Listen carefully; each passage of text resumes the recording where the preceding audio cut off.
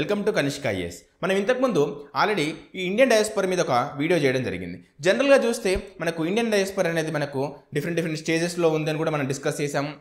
Pre colonial phase, colonial phase, post colonial phase ఇలా మనం discuss చేసాం. అయితే మనం ఇంకోసారి ఎందుకు డిస్కస్ చేస్తున్నాం దీని గురించి అంటే వెరీ సింపుల్. మనం రీసెంట్గా చూస్తే యూఎస్ నుంచి ఇల్లీగల్ ఇమిగ్రెంట్స్ని ఇండియాకి పంపించడం జరుగుతుంది. అదేవిధంగా యూకే గవర్నమెంట్ కూడా ఈ రెస్టారెంట్స్ పైన దాడి చేసి అక్కడ ఎవరైతే ఇల్లీగల్గా వర్క్ చేస్తున్నారో వాళ్ళందరినీ కూడా అరెస్ట్ చేసి ఇండియాకి పంపించడం జరుగుతుంది. సో అసలు ఇల్లీగల్ ఇమిగ్రేషన్ ఏంటి?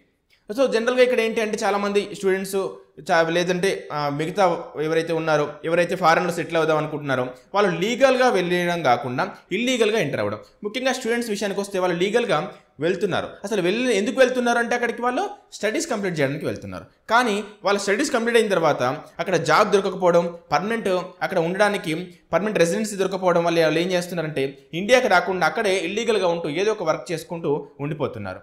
ఇంకో విధంగా చూస్తే ఇక్కడ ఏంటంటే స్టూడెంట్స్ కాకుండా కొంతమంది కూడా ఏం చేస్తున్నారంటే ఇల్లీగల్గా ఎంటర్ అవుతూ ఈ యూరోపియన్ కంట్రీస్లో యూఎస్లో ఎంటర్ అవుతూ అక్కడ ఏదో ఒక పని చేస్తూ ఉంటున్నారు. సో అఫ్కోర్స్ వాళ్ళు చాలా గొప్ప కళలతోటి ఇంకా ఎక్స్పెక్టేషన్స్తో అక్కడికి వెళ్తారు. కానీ అక్కడ కూడా చిన్న దాంట్లో వర్క్ చేస్తూ రెస్టారెంట్స్లో బంకుల్లో ఎక్కడో ఒకటి వర్క్ చేస్తూ ఉంటారు. చాలా తక్కువ శాలరీస్కి వాళ్ళు వర్క్ చేస్తూ ఉంటారు కూడా. కాకపోతే ఇక్కడ ఏంటి అంటే వాళ్ళు ఏ విధంగా ఎంటర్ అయ్యారనేది ఇంపార్టెంట్. అఫ్కోర్స్ మన ఇండియాలోకి ఎవరైనా ఇల్లీగల్గా ఎంటర్ అయినా కూడా మనం కూడా డెఫినెట్గా పంపించేస్తుంటాం.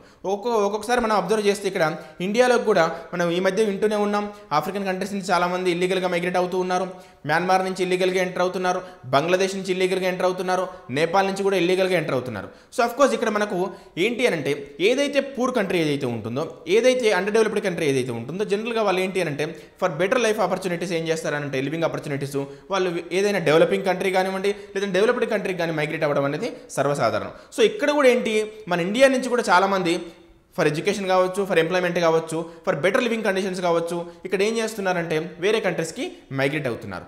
బట్ ఇక్కడ న్యూస్లో ఉండడం ప్లస్ ఎగ్జామ్ పాయింట్ ఆఫ్ వ్యూలో మనం డిస్కస్ చేయాల్సింది ఏంటంటే ఇక్కడ దీని ప్రభావం ఇండియా మీద ఎలా ఉండబోతుంది, ఇండియన్ ఎకానమీ మీద ఎలా ఉండబోతుంది, లేదా ఇండియన్ సొసైటీ మీద ఎలా ఉండబోతుంది అనేది ఒకసారి డిస్కస్ చేద్దాం. సో ముఖ్యంగా మనం ఇండియన్ ఎకానమీ మీద చూస్తే ఇక్కడ చాలా వరకు ఎడ్యుకేటెడ్ యూత్ మనకు మైగ్రేట్ అవుతూ ఉన్నారు. ఇల్లీగల్గా మైగ్రేట్ అయ్యే యూత్ అఫ్కోర్స్ వాళ్ళు హ్యాపీగా అక్కడ సెటిల్ అయిపోతున్నారు. అంత బాగానే ఉంది. H1B వీసా అని రకరకాల వీసాలతో అక్కడ ఎంటర్ అవుతూ ఉన్నారు.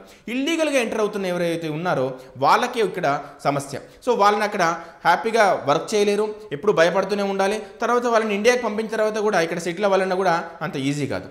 రెండోది ఏంటి అని అంటే ఇక్కడ మనకు ఇండియన్ సొసైటీ మీద ఎలాంటి ప్రభావం చూపించబోతుంది, అసలు ఓవరాల్గా వీళ్ళ పరిస్థితి ఎలా ఉండబోతుంది అనేది ఒకసారి మనం అబ్జర్వ్ చేస్తే ఇక్కడ మనకు ఆల్రెడీ అన్ఎంప్లాయ్మెంట్ ప్రాబ్లం అనేది చాలా ఎక్కువగా ఉంది. మనం అది చూస్తూనే ఉన్నాం రోజు న్యూస్లో. సో ఈ ఆల్రెడీ ఉన్న అన్ఎంప్లాయ్మెంట్ ప్రాబ్లం తోటి ఇక్కడ సఫర్ అవుతూ ఉండడం వల్లనే చాలామంది ఎంప్లాయ్మెంట్ ఆపర్చునిటీస్ కావచ్చు, లేకపోతే ఆల్రెడీ ఇక్కడ ఎంప్లాయ్మెంట్ ఉన్నా కూడా ఇంకా బెటర్ ఎర్నింగ్ కోసం ఫారెన్ కంట్రీస్కి వెళ్ళడం అనేది జరుగుతుంది. బట్ ఇలాంటి సిచ్యువేషన్లో జనరల్గా ఏంటి అంటే ఈ మైగ్రేషన్ అనేది తగ్గిపోతుంది. మరి వాళ్ళందరికీ ఇక్కడ ఎంప్లాయ్మెంట్ మనం ప్రొవైడ్ చేయగలుగుతామా? సో అది కూడా ఇక్కడ ఒక క్వశ్చన్ మార్క్. సో ఒకవేళ ఇక్కడ సరైన ఎంప్లాయ్మెంట్ వాళ్ళకి ప్రొవైడ్ చేయలేకపోతే అగైన్ ఇక్కడ అన్ఎంప్లాయ్మెంట్ రేట్ పెరగడం లేదంటే అండర్ ఎంప్లాయ్మెంట్ పెరగడం అనేది జరుగుతుంది. సో ఇప్పుడు గవర్నమెంట్ ఇమీడియట్గా తీసుకోవాలని డెసిషన్స్ ఏంటంటే ఇక్కడ ఎవరైతే ఇల్లీగల్గా మైగ్రేట్ అవుతున్నారో వాళ్ళని కంట్రోల్ చేయడం. ఎందుకు అనంటే ఇది రెండు దేశాల రిలేషన్స్ మీద ప్రభావం చూపే అవకాశం కూడా ఉంటుంది. రెండోది ఏంటి అని అంటే ఇక్కడ ఈ ఇల్లీగల్ మైగ్రేషన్ వాటిని అన్ని కంట్రోల్ చేసే కార్యక్రమం ఏదైతే చేస్తుందో యూఎస్ కానివ్వండి, యూకే కానివ్వండి, అదర్ యూరోపియన్ కంట్రీస్ ఇక్కడ ఏమవుతుందంటే ఆటోమేటిక్గా ఇక్కడ నుంచి అబ్రాడ్ వెళ్ళే వాళ్ళు ఎవరైతే ఉన్నారో వాళ్ళ సంఖ్య అనేది తగ్గిపోతుంది ఆటోమేటిక్గా. అది స్టూడెంట్స్ కావచ్చు లేదంటే ఇంకో పర్పస్లో వెళ్ళే వాళ్ళు కావచ్చు. సో వాళ్ళకి ఇక్కడ ఎంప్లాయ్మెంట్ ఆపర్చునిటీస్ ప్రొవైడ్ చేయడం కూడా చాలా చాలా ఇంపార్టెంట్.